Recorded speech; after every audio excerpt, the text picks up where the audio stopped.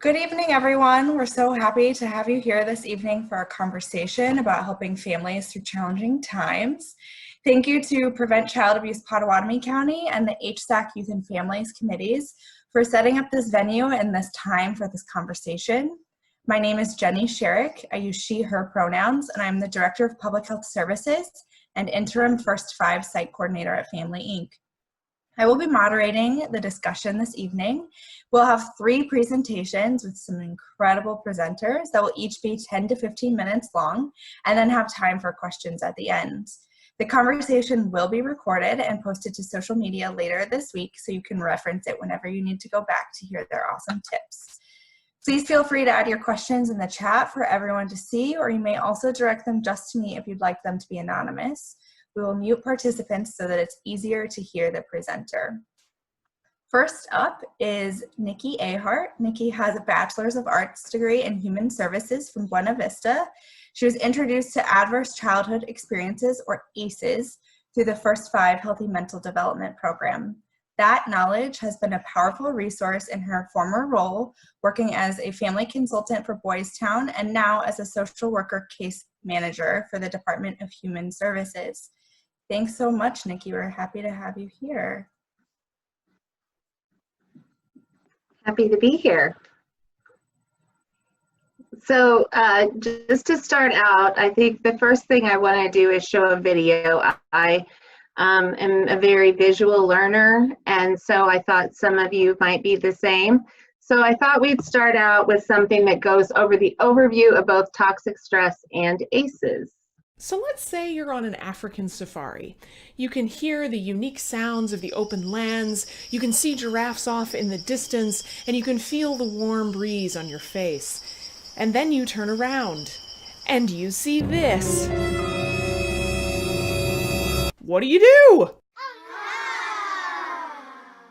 So chances are, if you see a lion that's about to eat you, your body is going to respond in one of 2 ways.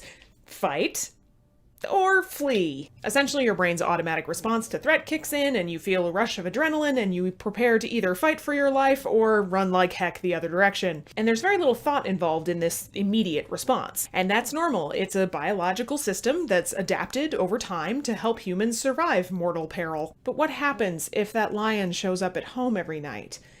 What if it's lurking around every corner of your neighborhood?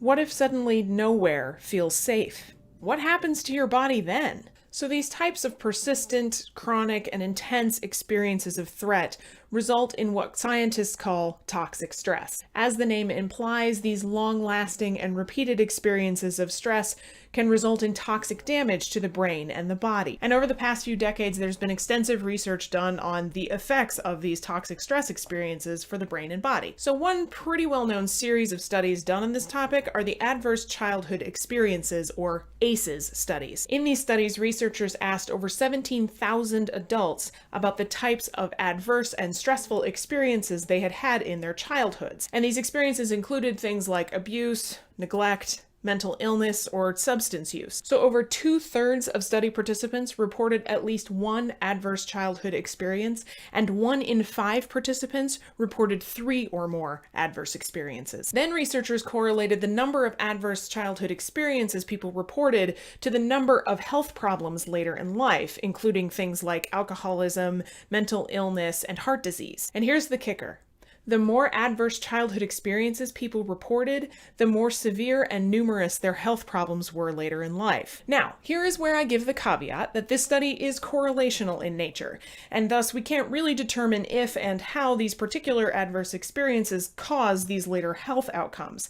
But I will say that this is one in a long series of studies that have found various physical and mental health problems related to early experiences of chronic stress. So some research with rats has found that sustained exposure to highly stressful situations can result in memory and learning impairments, as well as suppressed immune system functioning. And genetic research has found that exposure to chronic stress can actually change the way that your genes are expressed across your lifetime. And some research suggests that if pregnant women experience extreme stress during their pregnancy, that it can actually alter how their baby's stress regulation system develops. So the evidence is pretty clear that exposure to chronic and toxic stress early in life and really across the lifespan can be very detrimental to health and well-being. But it's important to note that not all children or people exposed to toxic stress will necessarily have health issues. So how do we decrease the stress that's experienced by children? So obviously it's impossible to remove all experiences of stress from children's lives. And as I've discussed previously, it's actually beneficial for us to experience some stress. But I have a lot of ideas about how we as a society can reduce experiences of toxic stress for children, and I'm sure I'll get into them in future videos, but I'll start with something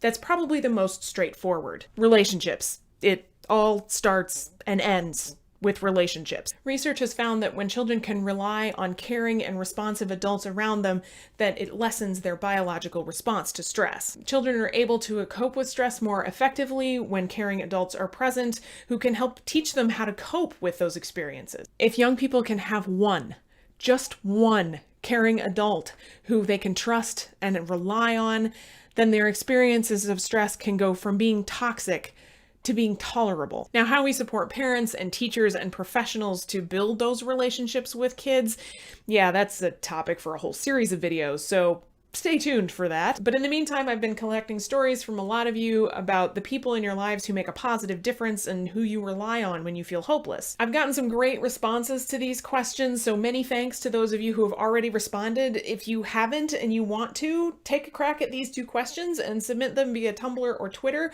with the hashtag BRGstory, and I'll start sharing some of these in some future videos. I've also got a playlist that I put together of some great videos that talk about the nitty-gritty of the biology of stress and what it does to our brains and bodies, so be sure to check that out. And remember to click like if you liked it and subscribe if you want to see more, and as always, thanks for watching. I liked that video because she made a lot of good points in a short period of time. One of the things that was most fascinating to me when I was learning about ACEs is that it's not a surprise to anyone that what happens to you in childhood, or that when you undergo trauma, that it affects the way that you think, the way that you feel, in other words, your mental health. But it also affects you physically. So I hear a lot these days about people feeling tired, feeling that they can't focus, they have more time on their hands than they've ever had, but they aren't getting anything done. Well, that all has to do with the toxic stress that is going on all around us. And a lot of that is due, to the COVID. We always say the COVID, but around here. And I think one of the things that makes it more stressful is the fact that there's so little known about it. And I'll just share an experience that happened to me. I was 4 times been quarantined.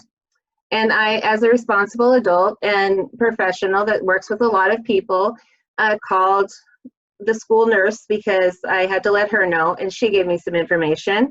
I called my doctor. He gave me slightly different information. I called the CDC website, and they gave me different information. And along with lots of other unsolicited advice, it can be very confusing on what to do. And what happens when we're confused? We get stressed, right? I mean, it is very stressful when you're wanting to do the right thing and you're wanting to protect yourself and your family, and you get differing, opinions on what you should do or advice. So I think it's really important in this time that we be kind to ourselves, and realize that we're all doing the best that we can. This stress, if you already have trauma in your life, of course, then anything else that comes up is going to be extra for you.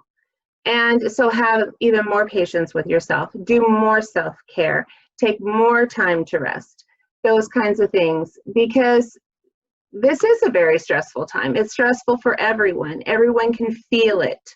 So we have to be really careful on taking good care of ourselves so we can take care of our children, and so that we can take care of those around us, and not cause more stress by being I'm losing it more stress,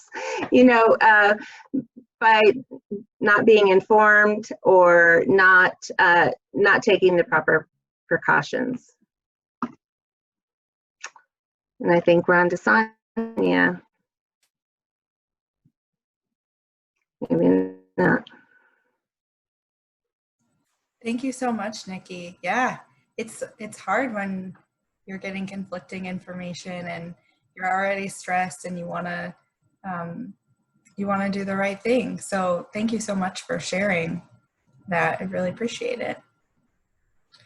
Yes, we are going to meet Sonia Fitchie now. Sonia is a licensed mental health practitioner in Nebraska for the past 16 years. She has experience working in various levels of care, which have included inpatient, outpatient, and residential settings, providing individual, group, and family therapy to numerous youth and families who are having behavioral or mental health concerns. Sonia has also been a certified parent trainer for Boys Town's evidence-based parent education curriculum for the past 4 years.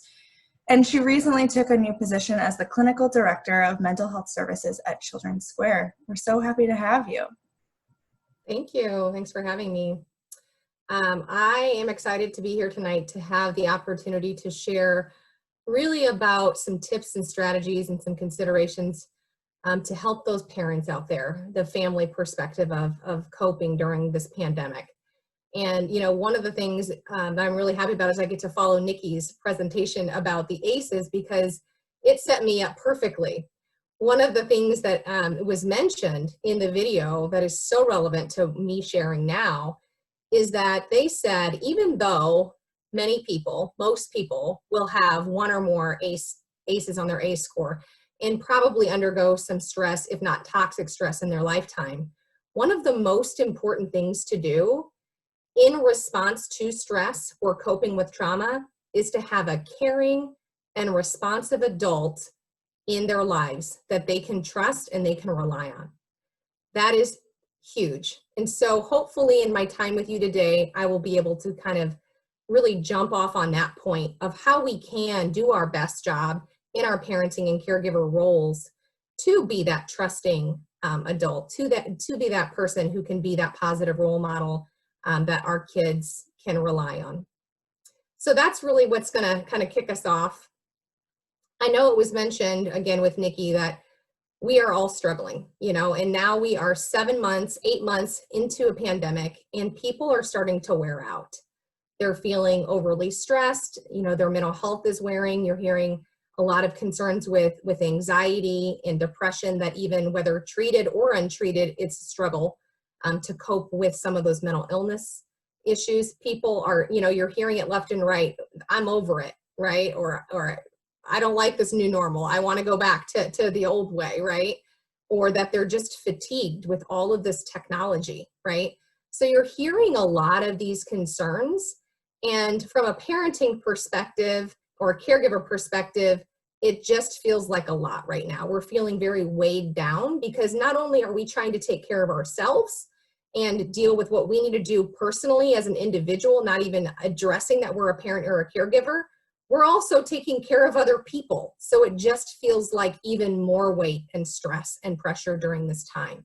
So first I wanted to acknowledge that you are taking on a lot and you like Nikki said, we're doing the best we can. And so part of what I wanted to talk about is having that grace with yourself as a parent and caregiver to let yourself know you aren't going to be perfect. Some days it is going to be rough, right? To give yourself a little bit of nurturing and forgiveness that if you have a bad day, if you make a mistake in your parenting or caregiving, right, that it's okay. And we're going to try to learn from that situation, repair those relationships and move forward. And not only, you know, to forgive ourselves, but also to be able to be gracious with our family members and forgive them often because sometimes we're in tight quarters, right? Some people are with each other pretty much nonstop right now. Maybe they're to homeschooling. And so we do have some tensions when we're around each other for long durations of time. So that grace and that forgiveness and that nurturing approach is really important. All right, so let's dig into a little bit more hands-on tips and strategies. So from a parenting and caregiver perspective, there's a few things I'd like to start with pointing out or encourage you to do. First and foremost, kids love, whether they say it or not, and rely on routine. So first and foremost would be have a routine, one that works for your family, which every family is going to have a different routine, and that's okay. And stick to that schedule, whatever set schedule that might be. So you're going to have what? A morning routine, right? Maybe a school or a homeschool routine, an after school routine, a dinner routine, a nighttime routine. Establish what those routines are and try your best to stick to a schedule. I'm sure it can be maybe easy to want to sleep in more, right? Or do things a little differently than what we were doing prior to the pandemic. But what we know is that for kids, they rely on that consistency for them to succeed in environments, even in your home environment. So think about that. And if there is any part of your routine where you're feeling maybe some extra stress, like I can relate in the mornings in my house, those are the most stressful time. If there are most stressful times or kind of an area that you notice, oh, that time of day is not so good, maybe think about how you can adjust that routine or how there are some things that can be put in place to improve that time of day or that routine. And we'll talk a little bit more about how to do that as we keep walking through this. So in a routine, we all have daily tasks, right? We all have things we need to get accomplished. In doing them, it's important and stressed that we try to make them as fun as possible. And so when you do have chores or homework or work from home or whatever it is that you're doing, right, that we're trying to do it with laughter, maybe with enjoyment. So maybe there's music involved, right? Maybe there's a game. You can turn it into something fun with kids. Maybe there's a competition involved in whatever task needs to be done, whatever it takes in order to just really make what seems like a mundane situation or a not so fun situation a little bit more fun. And you maybe can get creative. In fact, I would encourage you to ask your kids for suggestions because they love coming up with different ideas. Some are very creative of ways to get something accomplished, right? In doing any task, it's great to have a teamwork approach, right? It's real easy for us parents to just take all the weight, to just do it all, okay? This is an opportunity now for us to teach our kids how to pitch in, right? How to learn a new skill, how to do something around the house or the yard, right? Or out in the community. And so we can take more of a teamwork kind of thinking or attitude towards getting things accomplished. And that perspective, that positive perspective, will help, again, to get the task done faster and, again, and just enjoy it more together. So, again, create the schedules, make them fun, get creative, definitely involve your kids. With all things related to parenting and caregiving, and kids don't like it, there has to be rules. Rules and expectations, they're necessary, kind of like a schedule. Kids can say they don't like them, but they actually really strive and rely on meeting them in order for that consistency to do well in environments. So whatever your home rules might vary compared to others, that's okay. Whatever they are, establish them clearly. Okay, let your kids know what is expected of them. Maybe it's certain parts of the daily routine. The morning routine has certain rules or expectations that go along with that. Same thing goes for the homework or the school part of the day, that there are certain rules and expectations that go along with that. Maybe it's the after school or the nighttime or bedtime routine where there are certain rules and expectations that go around that. Whatever they are, establish them clearly, follow through, and be consistent with those rules, okay? And that's the hardest part in parenting, as many of us know, is the follow through and the consistency, especially when we're getting tired and we're getting wore out, okay? So I'm going to push and challenge that you work really hard on that follow through and consistency part once rules and expectations have been set. So a way to help all of this with the schedules, the routines, the rules, is to use some parenting strategies. Okay, one of the best parenting strategies that you can use is effective praise. And that essentially means that when you see your kids doing something well, right, they are following a routine, they are following a rule, they are following an instruction, they're sticking to the schedule, that we point it out. And we point it out very specifically, that we're saying to them, hey, I noticed that you got your homework done in 15 minutes. That was fantastic. You were on task, right? So we pointed out very specifically as to what we observed and what we liked.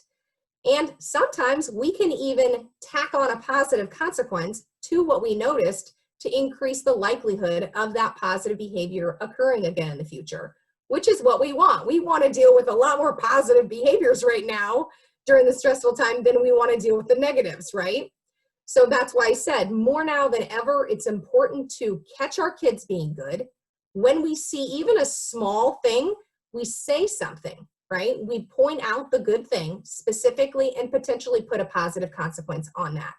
If you're not sure what kind of positive consequences to use to motivate your kid and encourage those positive behaviors to keep happening, ask them, okay? Because they know what they like and they'll in most cases tell you, right? I want more of this good thing, right? Whether that's a privilege, a reward of some thing that they really want to have, they want to earn, people, or maybe it's just affection and time with you or somebody who they care about.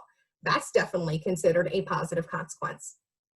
In addition to effective praise, the next parenting strategy that we should point out is when things aren't going so well. So sometimes the kids aren't going to get it right. They are going to be off task. They're not going to follow the routine or the rule or stick to the schedule or follow the instruction. And when that happens, again, it's hard but necessary to stay consistent, okay? Because by us teaching them right from wrong, right, correcting their behavior, it teaches them what we need them to do in the future, okay? It's a teaching opportunity. It's not punishment. It's essentially saying, okay, you missed the mark on this. Here's the negative consequence so that we can avoid doing that again. And instead of that, let's work on doing something different the next time, okay? So let's take that same example of the homework. They're supposed to be on task getting their homework done, and they're not, right? So you walk in, they've been sitting there for 30 minutes, and it should have only probably taken them 15 minutes, right? That's an opportunity for teaching, and we would correct that behavior. We would specifically say, hey, I noticed that right now you're staring off and trying to watch TV when you're supposed to be getting your homework done. Because you're off task, the consequence is going to be, and then pick something, right? That's logical. Maybe it's an extra chore, going to bed early, or in this case, because we were talking about TV, removing electronics for the rest of the night. So pick a negative consequence that helps them to understand, oh, I don't want that consequence again, right? I want to avoid that negative consequence. So I'm going to stop that negative behavior, okay? And instead of that, we need to teach them the right way. So we would tell them, hey, instead of looking at the TV, a better choice would be to let's just turn it off so it's not distracting you and sit into a place in the house where you can really focus on your homework. Hey, let's maybe turn on a timer so that we can keep ourselves on task with how quickly we need to get this done, right? So we aren't just going to use a negative consequence and be done with it. We're going to correct the negative behavior, and then we're also going to teach them the right way to do it moving forward. Okay, so that's like corrective teaching. All right, so one thing that we can do as a parenting strategy before any opportunity of even effective praise or corrective teaching is called preventive teaching. This type of teaching, this parenting strategy actually prevents problems from occurring in the first place. And the way that we can do that is by teaching them the skills that our kids need to be successful in every environment, every single day. Whether those be life skills, whether those be social skills, coping skills, which we definitely need right now more than ever, we have to teach those skills. So label the skill, whether they're working on following instructions, managing their emotions, accepting decisions of authority or a no answer, right? There's so many different types of skills that we can teach our kids. We would tell them what we're trying to teach them, explain it, right? Break it down into some steps that are real simple for the kid, and you can kind of make them up, whatever makes logical sense to you, right? When someone tells you to do something, you look at them, you say, okay, you do what you're told right away, right? I mean, that's pretty simple step by step how you follow instruction or complete a task. But beyond us just saying, this is what I need you to do, or just go do this, and explaining it out, we need to practice the skills. Practice makes perfect. And so beginning to the point of parents are teaching, right? They're always teaching our kids skills. Well, beyond just telling them what to do, learning comes through practice. Okay, so we actually need you to go through the motion with the kiddo. So that means, you explain follow instructions, but now show me follow instructions. So you would set it up as a kind of a pretend situation maybe, or make it a game or fun, or maybe it's kind of an actual situation where you're saying, hey, let's pretend that I am your teacher and you're new, and I give you an instruction to get some homework done in class. Show me what you're going to do. And you actually practice that in real time, right? Okay, so I'm pretending the teacher. Hey, Simon, I need you to stay on task and get your homework done. You only have 5 more minutes left before we switch subjects, right? And Simon goes, okay, Miss Olson, and starts practicing writing his homework, staying on task, avoiding distractions, and says, I'm done, right? So we practice the skill. That's called preventive teaching. Okay, so those were 3, and those are really complex parenting strategies, and I just broke them down in like 5 minutes. I wish I had more time. But all of them are valuable, and if you know and can you identify when to use which one, the preventive teaching versus the effective praise versus the corrective teaching, if you can kind of figure that out, those are really some of the main tools that you're going to need in addition to those routine schedules and routines to kind of keep your family moving in a productive way every day, okay, and helping your kids to be successful in all environments. So those are some basic tips and strategies on how to kind of get through a daily situation. When things become too much though, and you are noticing that you are just, it's just a lot, you have to ask for help, right? We can't always just rely on our own resources. Sometimes we actually do need to not go at this parenting and caregiving thing alone. Whether we have a partner to tag in with us, right, because we just had a day and we need to step away from the kiddos for a little bit, you can do that, great. Not all of us have that. So who else can you rely on if you don't have a partner? Think about that. Really give yourself some time to think about, who are my top 5 people? Who are we're gonna call them informal supports, okay? That you can call, you can rely on, you can text for advice or to vent or whatever it is that you need, you can go to them. They're your rock. Think through that, okay?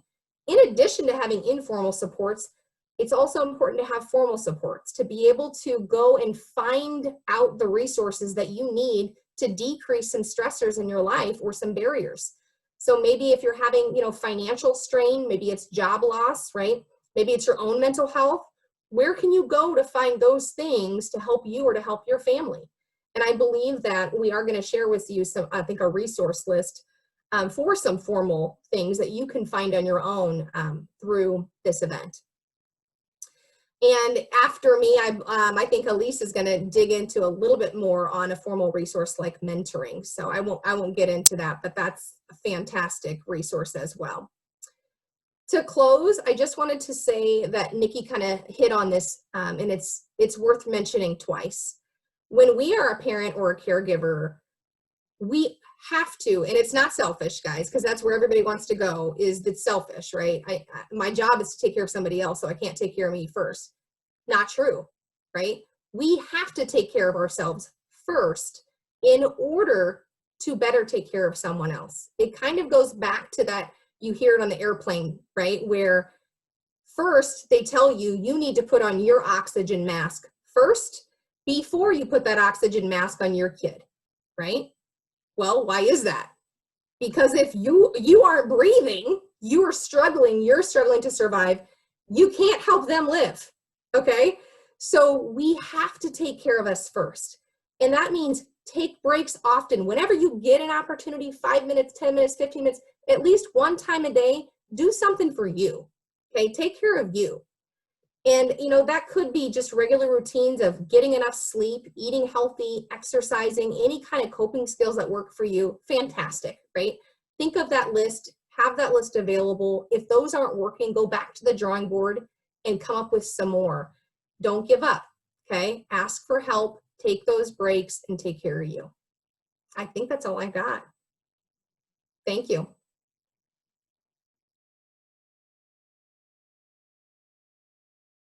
What a good note to end on. Take care of you. Yeah, I love that. Thank you so much.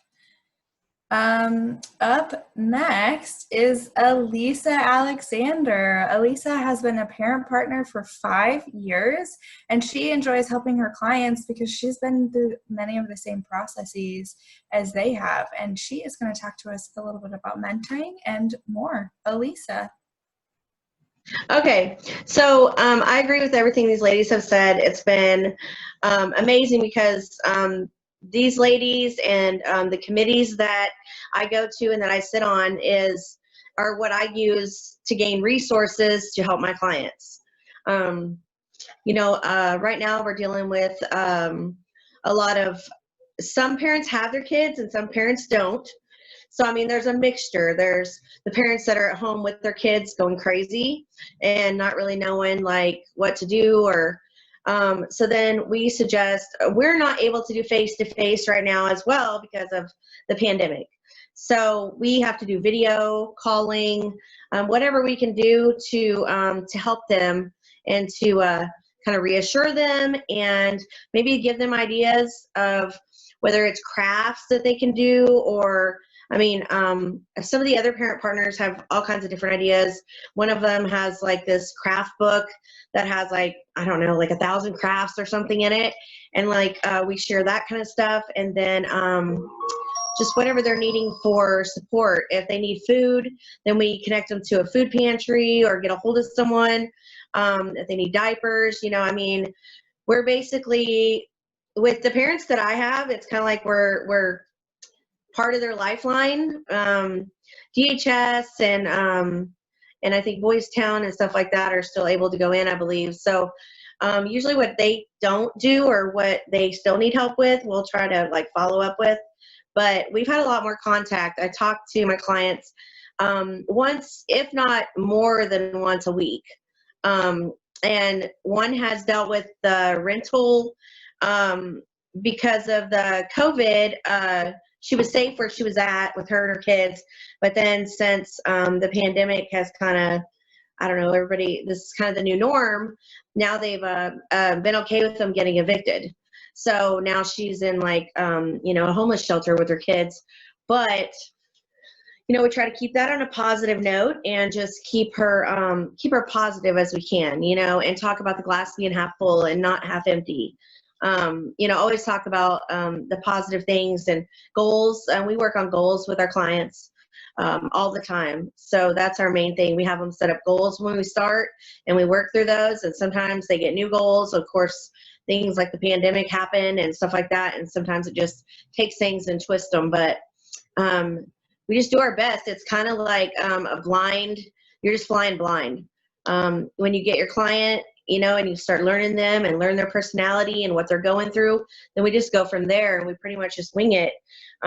We have a good team of the other parent partners, and we all also work together. We can ask each other questions, get advice from each other, and the mentoring, I've seen that a lot of the parents are really grateful to have a mentor, to have someone that has been there and been through a lot of the same stuff they've been through, and that now is at a place in their life where we are more stable and clear-headed, and now we're able to help them get through a really hard time in their life. And parent partnering to me is giving back. What I didn't have a parent partner, but I would have loved to. So I guess giving back what I've been given, because even now as a parent partner, I still have all the support of my parent partner family. So we're all pretty close. So I'm not really sure what else, except that resources is just a huge thing for us, making sure we have those resources. So like I said, thanks again to you ladies and all the things that you guys put out there. The food pantries, everything. All of that goes to our clients to help them just survive or get through what they need to. So that's all I have, short and sweet. That's perfect. I love that you talked about feeling like you're giving back and being that informal support and that resource, because that's so wonderful. And right now we all for sure need those, definitely. So thank you so much. All right, for all of our presenters, I will have you answer the question, what has been your top coping mechanism so far throughout the pandemic? And I'll let you all decide amongst yourselves. You can just popcorn around who goes first. I have definitely noticed that I had an increase for sure of walking my dog or just taking a walk or any form of exercise. It's one of my number one stress relievers, whether it's indoors or outdoors. So that's my go-to. And when I don't get it, I'm crabby. So I know it works.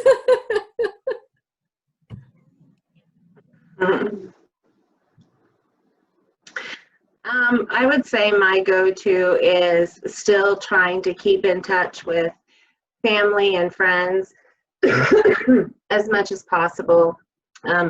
We've even done Zoom calls with friends and family from out of state. I'm sorry.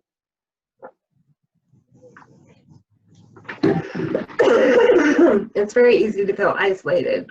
I think that mine is probably like crafting and decorating and stuff. Like, I mean, I've already got Christmas lights out. Like, I'm all into whatever makes me feel positive, and lights and pretty things make me feel positive. Lights and pretty things. Yes, it's about time to have all of the lights everywhere. Yes. We had Jesse commented in the chat that just sometimes taking 5 minutes away to play a simple game on your phone is such a good coping mechanism.